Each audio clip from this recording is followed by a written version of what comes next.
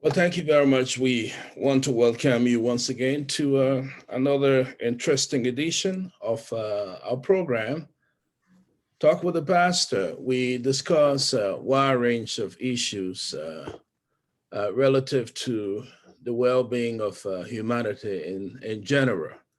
And it is a great privilege this week to have with us a brother of ours, someone who is deeply involved in the area of ministry, a champion for the poor and the oppressed of society, in person of Joseph Archie.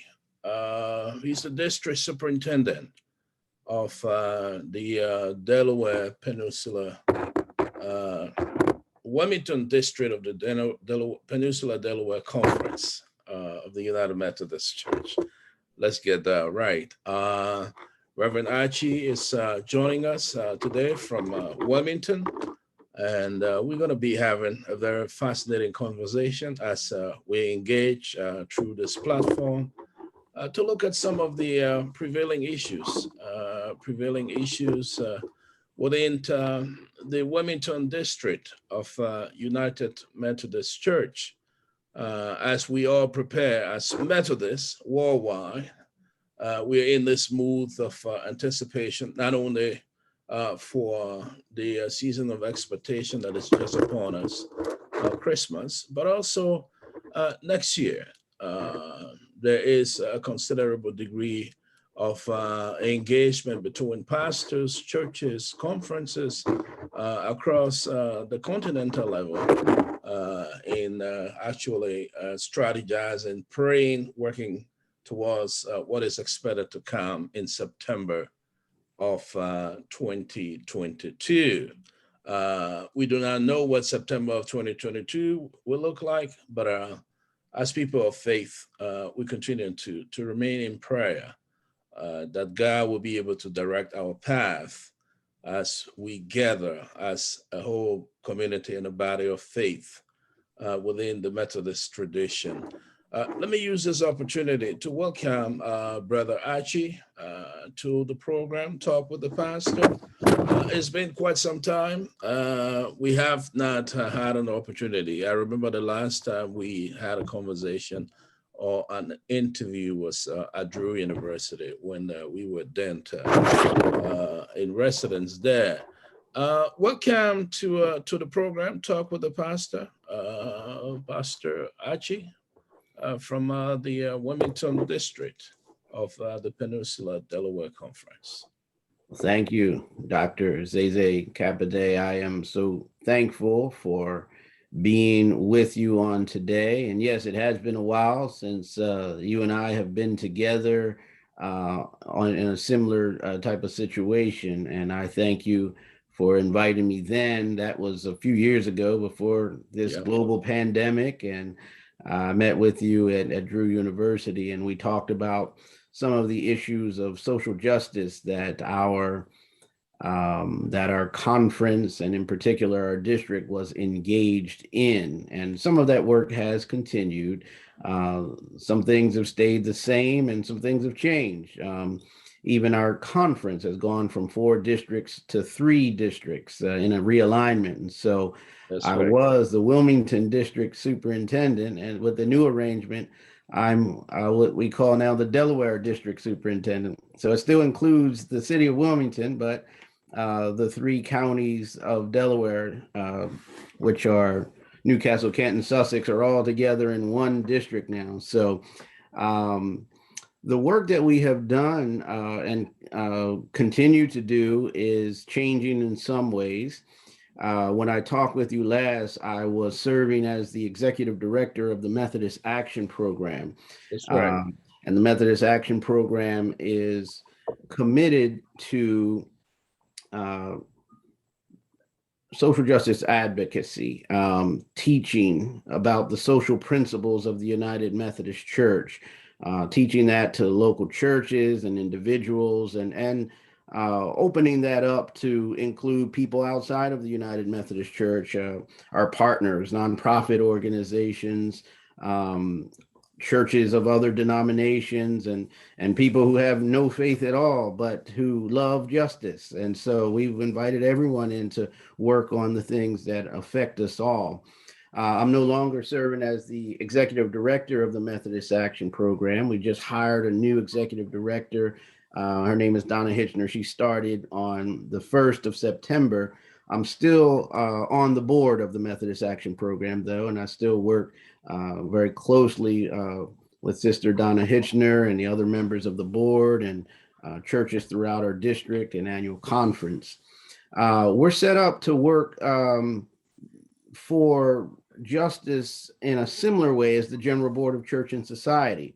The General Board of Church and Society is the social justice leading agency for the whole denomination, and we're trying to model that for our annual conference, and we're trying to live into that. And so the advocacy piece, the education piece, and the organizing piece. So those are the three things that we're trying to build around.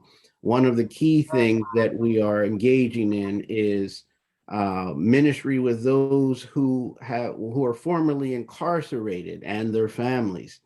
So just recently, we have been approached by the new executive director of what's called the Wilmington Hope Commission. And one of their works is to deal with reentry situations and help folks to re-enter into society and become productive citizens after having been incarcerated. And so helping them to get their paperwork together, their documents together, expungements from their records in certain cases, opportunities to get educated and trained so that they can have jobs and careers, and also talking with their families about ways that they can come together and help them.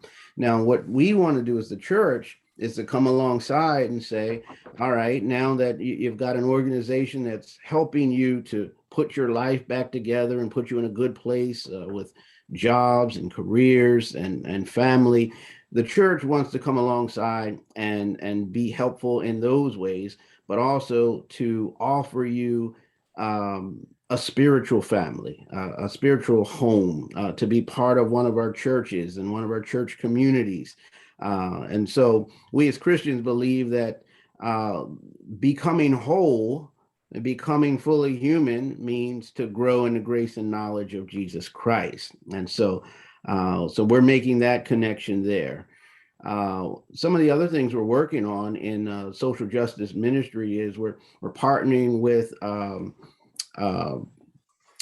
environmental groups so that we can promote environmental justice as well. That is important. I'm sure everyone has seen the scientist report saying that we have way too many species dying out. We've got a global warming that is indeed affected by human activity, by our use of fossil fuels, and other things that we do to hurt our air or water or soil. And we have to make very radical changes in the way that we live and the way that we consume so that we can care for God's creation. So those are some of the things that we're working on. I'll pause for a minute. Maybe you might have some questions about some of the things I've already said, and we'll continue. Yeah, thank you very much for that lengthy brief you've just given us. One philosopher of the 20th century that I find most profound, especially when we speak of Christian hope and justice, is Dr. Martin Luther King Jr.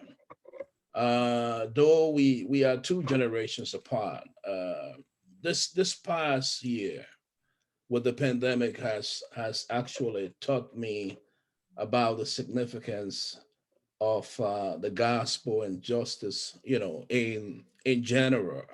I have lived in the United States for nearly probably 19 years since I fled the civil upheaval in Liberia, and I have read many of Dr. King's books over the years and have always aspired to be a champion of justice, a Christian justice in particular. This pandemic, Reverend Archie, has brought me in full circle in understanding some of the many challenges that Dr. King and those great freedom riders, those who fought for justice and equality, and that campaign, the civil rights marches throughout the length and breadth of this country, that we can even be sitting here today to be having this conversation about justice, about the role of the church, about issues with incarcerated people.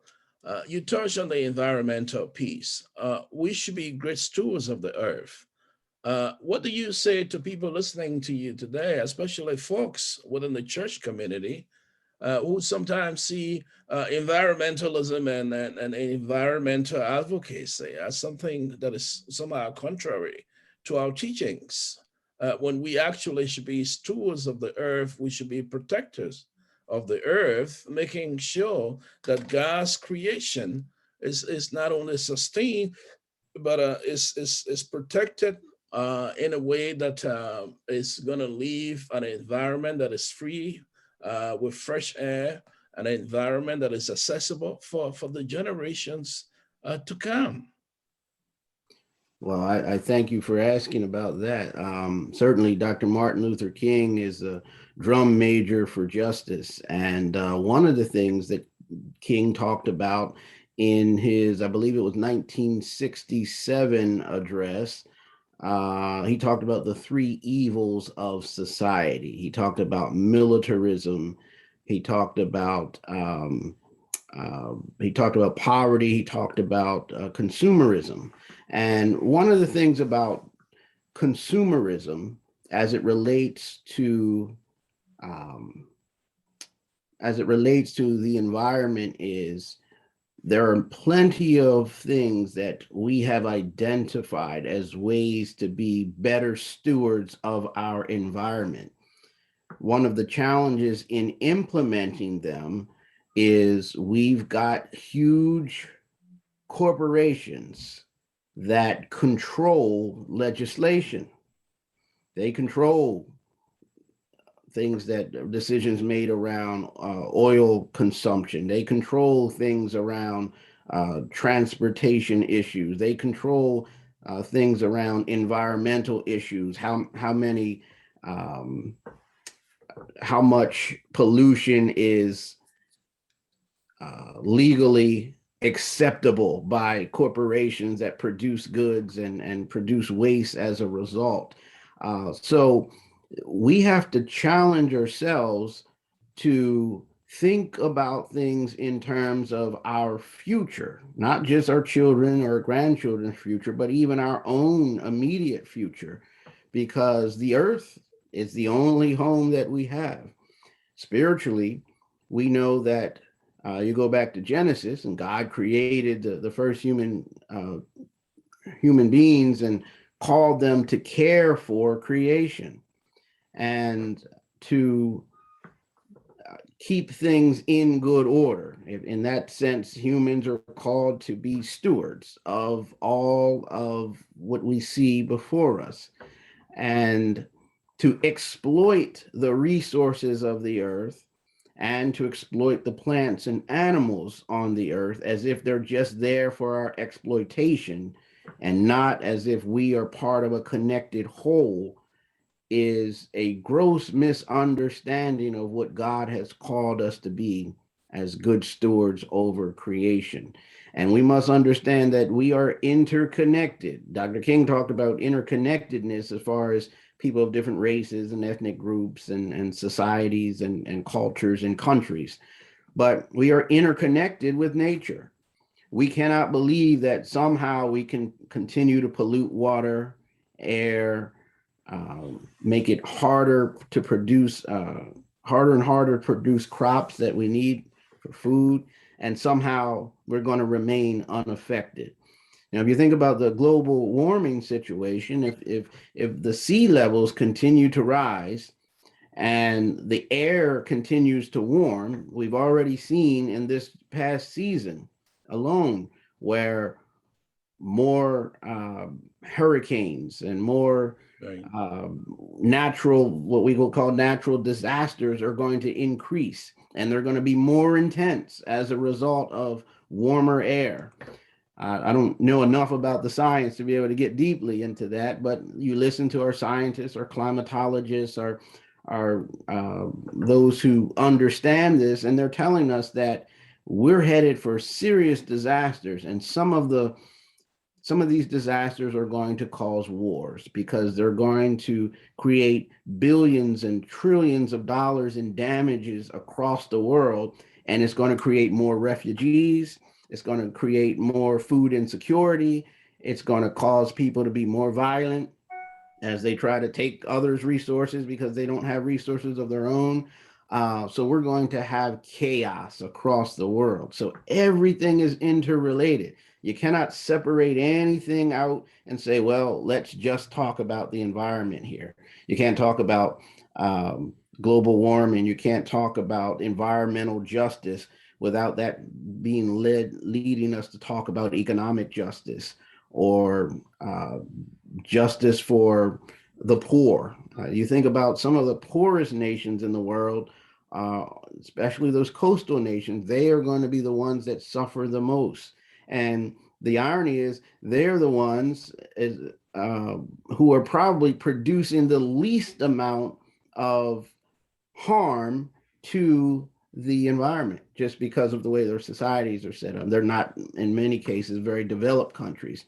It's the developed countries that are producing most of this problems in the world, the Chinas, the United States of America, the Western European countries. That's quite correct. And that let me come to the question that has to do with some of the challenges that pastors during this pandemic have encountered. Frontline workers, as we've listened to the news, we've read the papers, is something that is taking place all over the entire country. I'm talking about the US, and not only the US, but also other parts of the world. Frontline workers are being challenged mentally in terms of this particular pandemic. What is it like in the, let me say, the Delaware district now, because you are Delaware district superintendent now with the realignment that is taking place, is happening all around the northern jurisdiction, northeastern jurisdiction within the United Methodist Church. We have the same here, where Western PA is collaborating realignment with Susquehanna and, of course, West Virginia. The status of pastors in your district with this pandemic, what has it been like? What are some of the challenges? And in terms of the folks who are engaged in the day-to-day activities of soul renewal, soul searching, giving some sense of hope to the community in the midst of this lockdown we've experienced. And we still have a long way to go in terms of just some of the misinformation that is taking place. And what is it like in Delaware? Talk to me a little bit about that. Yes, thank you. Great. It's a mixed bag. One of the positives, I guess you could say, is many people have really expanded their technical capacity as churches out of necessity, because they have had to figure out a way through Zoom and Facebook Live and so many other ways to be able to continue to carry on worship for those who are unwilling or unable to come out based on their fears of catching COVID. And so many churches who had no online capacities, no broadcast of ministries before, have suddenly become churches that do have them, from small churches to great churches. And they've figured out how to, pastors have become sound engineers and lighting technicians, and they figured this stuff out so that they can reach the people. And so it's forced technological advancement on many of our churches. So that's been a good thing. It's been reported in general of the churches in this district that finances have remained relatively steady. One of my fears early on was that once this pandemic came, that many of these churches who are used to in-person attendance and people bringing their tithes and their offerings to put in the basket during the worship service, that churches were going to really struggle having, less people in attendance and in-person attendance and more people online. But most of them have remained relatively steady. A few have actually done better in their offerings as people continue to be good stewards and sow into the ministries of the church. And we've reached people that in many cases we weren't going to be able to reach, folks who would never come and be a part of an in-person attendance, but now they can be a part of an online church activity, whether it be Bible study or worship service or church meetings. And so folks have become very adept and flexible for the most part. Now, for some of our churches, of course, they've struggled because many of their workers have been people who've worked on the front lines. They worked in restaurants and they worked in capacities where they would have to interact with the public, theaters, different places. And so they've lost jobs, or these kinds of organizations have downsized, and folks have lost hours if they have not outright lost their jobs. And so it's been a strain on individuals. But I've seen churches step up to the plate and be helpful to these people. I've seen food ministries expand, and I've seen churches that were not working together before all of a sudden figure out ways to be in partnership and cooperation with each other and with the community. And that's continuing to grow. That's even as we speak, folks are making more and more plans about how to connect with people, particularly the poor and the downtrodden and those who have suffered. So a lot of good things have happened. A few churches have really suffered. But again, this is the minority of churches because their culture was very much into the in-person attendance, and that has waned. And some churches, even though they're meeting back again, they've struggled to get the same numbers that they've had before. So it's a mixed bag. Talk to us a little bit about what justice and equity are central to the United Methodist Church social principles. And I'm certainly sure within the Eastern PA Conference of the United Methodist Church, what is diversity like in your area in terms of those pastoral leaders, those within laity, those common people who are involved in the activities of the church? Would you care to comment a little about that? Sure. Now, let me make sure I understand your question. You're asking about the diversity of leadership within the church and also areas where we're helping people to grow in the areas of justice.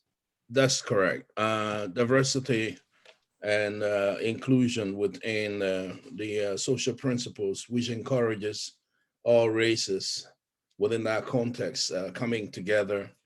What is your leadership like within the now Delaware district Yes. of the United Methodist Church in the whole Wilmington and Sussex County area? Yes. Well, I think that from our bishops on down, our Bishop Peggy Johnson, who just retired recently, and now we've got Bishop Latrell Miller Easterling, who has taken over as the Episcopal leader of the Peninsula-Delaware Conference, as well as continuing to lead the Baltimore-Washington Conference. Our bishops on down have been careful about trying to make sure that we have good representation amongst racial ethnic groups, in leadership in the conference. Our cabinets have been diverse as far as racially diverse, as far as gender diversity in leadership in our not only our cabinet, but key leaders in our conference who lead committees like finance committee and evangelism committees and board of trustees. And so we've been very intentional about the diversity there. We've also tried to live into as much as we can the diversity in pastoral appointments, appointing racial ethnic minority clergy to particularly larger membership white congregations. Again, where appropriate, where these pastors display these gifts and graces to lead these congregations. That's been a part of our conversation. So, because we want to have a truly itinerant clergy system. So it shouldn't be a system where, churches that have mostly Black culture or Hispanic culture only receive Black pastors or Hispanic pastors, and white churches with white pastors. We've been intentional about trying to help the diversity in leadership. Now, as far as lay leadership, we're the same. It's really notable that many of our key lay leaders across the conference, both in the local churches and district and conference lay leaders, are women for the most part. And so we see that happening as well. Also appointing women to larger membership congregations as lead pastors. That's something that we're growing in our diversity in that way as well. We still have a long way to go. There's still inequities. If you look at the numbers, being male, being white still is a privilege. And we still see those privileges. And so there's not complete equity, but that's something that's a work in progress always as we continue to examine who's in leadership. And diversity is a good thing, of course, because that's a strength. And you see our society, and in particular, Delaware and the Eastern Shore of Maryland, continues to get more and more diverse as folks from other areas are moving into these areas. Newcastle County, Delaware in particular, is a place that continues to grow. It's one of the most growth heavy areas of our nation. It started above the canal, northern part of Newcastle County, which it would include Wilmington, Newark, other areas, but it has grown to the southern part of Newcastle County too, to include towns like Middletown, to Odessa and Townsend. So you see tremendous growth in these areas. And the people who are coming in are diverse. They're coming in from various racial ethnic groups, coming in from various cultural groups, from other states, from New England, from the northeastern states, mid-Atlantic states, and all around. And so with that, they bring diversity with them. They bring diverse experiences with them, diverse cultures. We haven't always kept up with in joining them into our ministries, but they're joining our churches and they're making a difference. And we're putting them in leadership positions, and they're bringing new experiences and skills to bear on our ministries. Those are good things. Well, those of you who just joined us, let me welcome you to the program Talk with the Pastor. It's a production of the Christian Vision Broadcasting Network, and we're transmitting today to you from Weston, Pennsylvania, both Weston, PA, and of course, Wilmington, Delaware, on the eastern shore of the United States. Our global audience joining us, we want to welcome you to the broadcast as well. Our special guest happens to be the District Superintendent of the Delaware District. Initially, I indicated was Wilmington, but it's all incorporated now with a realignment. Joseph Archie happens to be the District Superintendent of the Delaware District of the Peninsula-Delaware Conference of United Methodist Church. We're discussing a wide range of issues of justice, issues relative to spirituality, the essence of the church, the United Methodist Church in particular, the role it has played over the years, and the role it will continue to play into the future. I will come to the question that has to do with the next general conference. And I know that's the question most pastors are receiving now, and maybe for the next couple of months. What is happening to September? What are we going to do? And I've always said, let us continue to pray, because I'm not sure whether this pandemic is going to end. If we had any plan for the pandemic, maybe as church planners, maybe we will have, if we knew that the pandemic was going to come, we would have done it 5 years ago. We would have planned 5 years ago what we were going to do. But like you explained, and as you enumerated, people have gone on to do ministries in surprising and quite divine ways that is just unimaginable. And we thank God that in the midst of all that we are enduring, God to stay on the throne, as God to stay sovereign. Within your Delaware district of the Peninsula-Delaware Conference of the United Methodist Church, what is the conversation like around September 2022? You're the district superintendent, and a follow-up to that would be, as we have this conversation, I know you have a considerable lot to do as district superintendent. Now you have a heavy load. How is it with your soul, brother? Oh, thank you. Well, let me answer that part first. It is well with my soul. I have good colleagues and good cooperation with my administrative assistants and other elders in the district, and lay committees, and we work well together. So what would seem like an onerous task and a heavy burden to be a district superintendent with 140 some churches in the district and across the whole state, albeit a small state, it would seem to be something that's overwhelming, but it hasn't been, because I have so many good people that I work alongside and with, and in cooperation with the cabinet, the other district superintendents, and Bishop Easterling, who has taken over as our new Episcopal leader. And so it's a team effort. And I try to stay connected. I'm with a covenant discipleship group with 7 of us, 2 clergy and 5 lay persons. We get together every Monday night and we hold one another accountable and encourage one another to live out the spiritual disciplines of justice and devotion and worship and compassion. And we are very much in covenant. We have been in that group since January. And so in that way, and I continue to preach, probably on average about once or twice a month. And in addition to the other things I do, so that I can remain, so I don't get too rusty in my preaching skills and ability. And so I try to stay there, and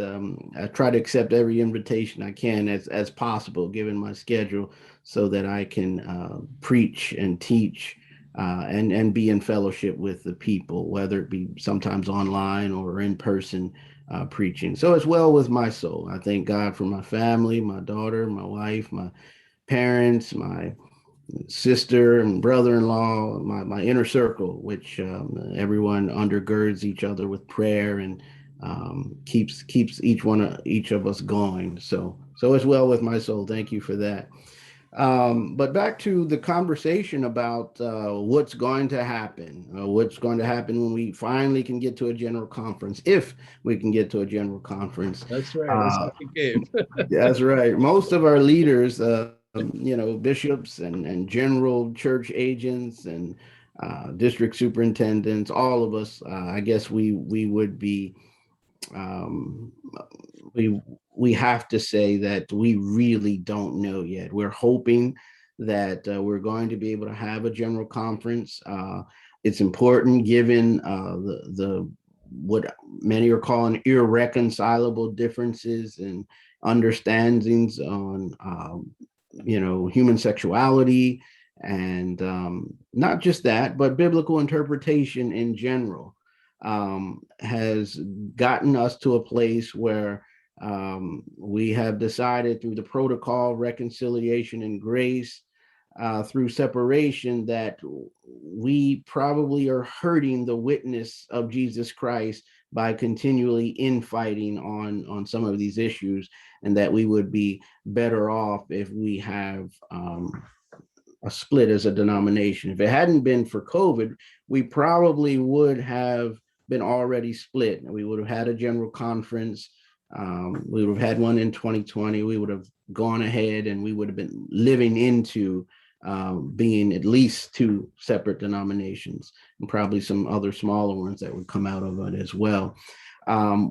Getting to a general conference, I think it might be, this is me speaking, probably still a bit unlikely, just because of the logistics of trying to coordinate across several continents. We've got churches in the Philippines, we've got churches in Africa, we've got churches in Eurasia, and we've got churches here in the United States of America, and different time zones, different capacities and opportunities to have connection through online capabilities. Factor into that all of the other political dynamics of people trying to get together and gather in certain places, even if we weren't going to have one big gathering in one city. Even if we tried to do it in a different way, it's going to be a monster trying to make all of that happen. In normal times, it has often been difficult for people, particularly in Africa, to get visas sometimes so that they could go to a place like Minneapolis, which is where we're set up to meet if it happens. Now, imagine how much harder that is given COVID-19, this global pandemic that we're dealing with. So the best minds have said, we don't know yet. And I'm sure there are folks who are working on getting us to that point. But there are so many factors that on the surface you might not think would be a big deal, but they really are. And, to have a completely fair general conference, we want to make sure that all voices are heard and that all persons who are delegates have equal opportunity to vote. And so I don't know. I think most folks would tell you, if they're honest, they really don't know at this point if we're going to be able to pull this off. That's right. And just before we wrap up, let me ask the question I've been wanting to ask. Joe Archie, coming to ministry, the call, the genuine desire and the commitment to be in service, selfless service, to not only to the Wilmington area, now the Delaware District Superintendent, but to peoples of the world, those fellowships that you have, those international engagements, as a Connectional Church. I'm certainly sure there are collaborative arms all over the world, not only in Africa, but Asia and other parts, Eurasia. Talk to us a little bit. What gravitated Brother Archie to ministry? How did this call come about to be in service? Maybe could have been a business executive or could have worked on Wall Street, but left all of those behind and decided to be in service to the folks, to people who just ordinary people, rich and poor, people who go into difficult times. Those who have their day caught up with them, for them, and you have to be the one in that compassionate role, giving a helping hand, but also most cases we are always receiving because as we give, as we educate, as we counsel, we are also in return receiving. Talk to Yeah. me a little bit about the call. Well, thank you. Great. I'm glad to talk about that. Um, I was a college student at the University of Delaware, and I was all set to become an officer, second lieutenant in the Army, in the U.S. Army.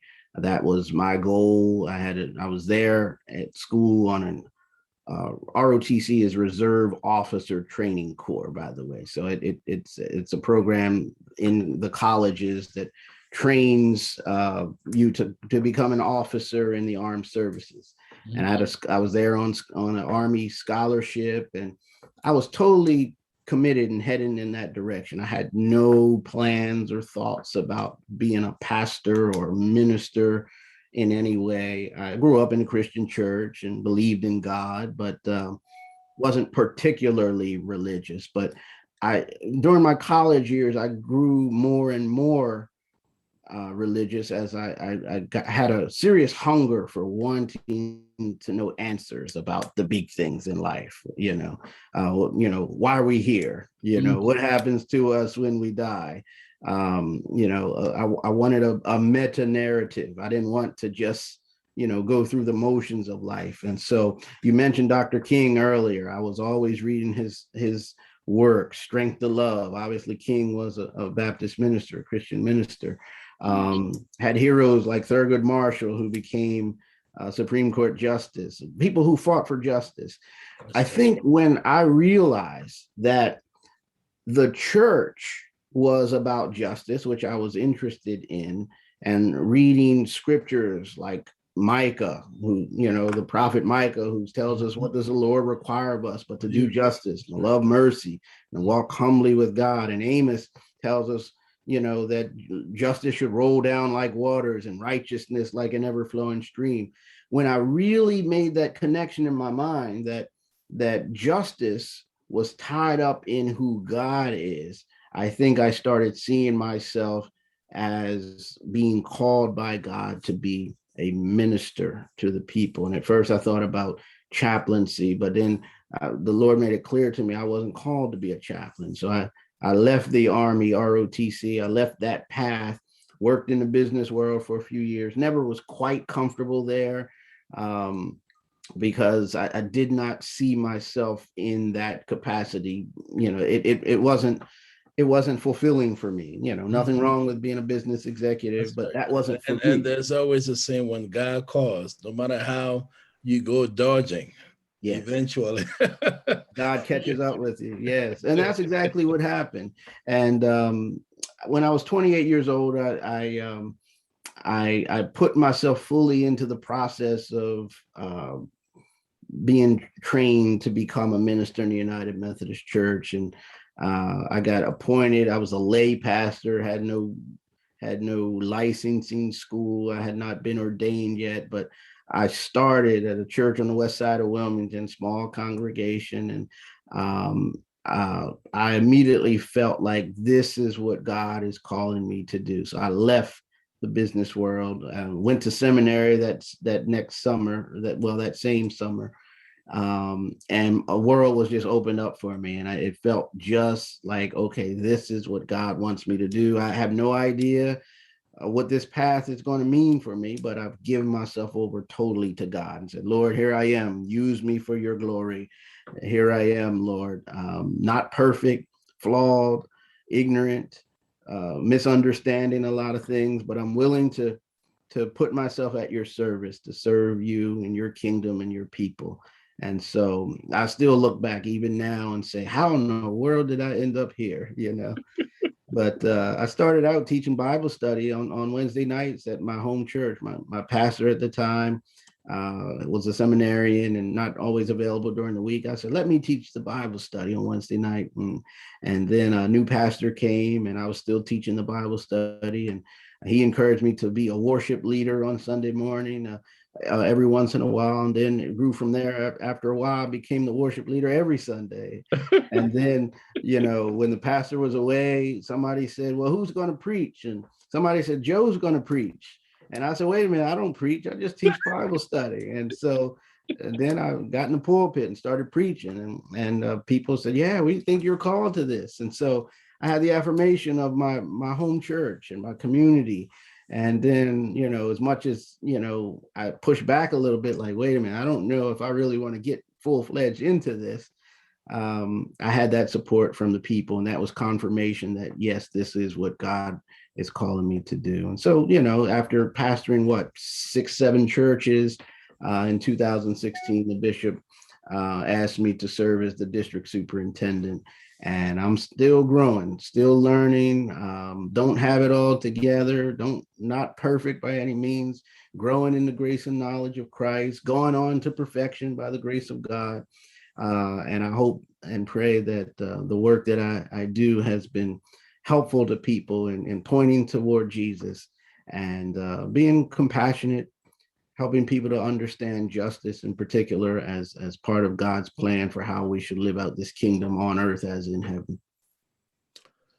Well, let me say a big thank you. I want to thank you, District Archie, for giving us this opportunity to be in conversation with us. It is our hope and prayer that we will find another time to request an engagement with you, but it has been a great experience listening to you, the experience that you bring to the ministry, and the things that you are involved with within the Delaware district now Delaware district of the Peninsula-Delaware Conference of United Methodist Church. I want to use this opportunity to say congratulations for the new portfolio, and I'm hoping that soon, in the not too distant future, whenever I'm visiting in Wilmington.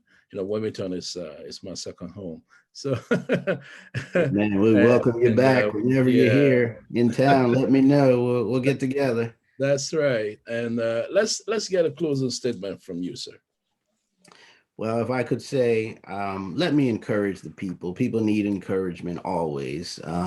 Know that God is for us and not against us. That, yes, there will be trials and tribulations and perils and distresses. There will be hardships, but God is for us, and we can be strengthened and we can have joy in our spirit, even when the world around us might seem to be falling apart. Let me encourage you, everybody who's listening, to take the spotlight off of yourself. One of the best ways to be joyful is to get engaged in helping someone that Jesus might affectionately call the least of these, the poor, the downtrodden, the left behind, the left out, the disenfranchised, those who don't know Jesus to the pardoning of their sins. Be an evangelist in all that you do. Share the goodness of God. You don't have to know the Bible from Genesis to Revelation to be able to share that God is good and that God is working in your life and how God has changed you and is continuing to change you so that you might be more like his son, Jesus Christ. And do think about justice truly as a key part of what God's plan is for God's world. And so stand up for what is right and just. Be courageous, even if it might cost you something, some friends, some position. That way, one day, when we face the judgment, when the Lord asked us if we have been faithful, we will be able to say, yes, Lord, I have been faithful to the best of my abilities, and as your spirit has led me to stand up for what is right and just, to promote Jesus and the will of you, the Father, and not my own will.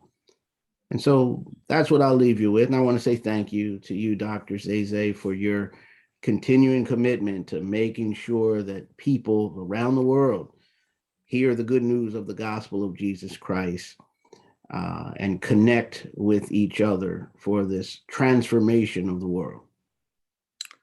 Thank you very much. And on that note, from District Joseph Archie, we want to wrap up this edition of the program. Talk with the Pastor. It's been quite an interesting conversation. we will be back next week with another interesting edition of the program. We want to thank District Archie for joining us, and we will be in contact, sir, in the not too distant future. It's been a pleasure having you with us today. Pleasure is mine. Thank you, sir. God bless. Thanks for coming. Take care. Bye-bye. Goodbye.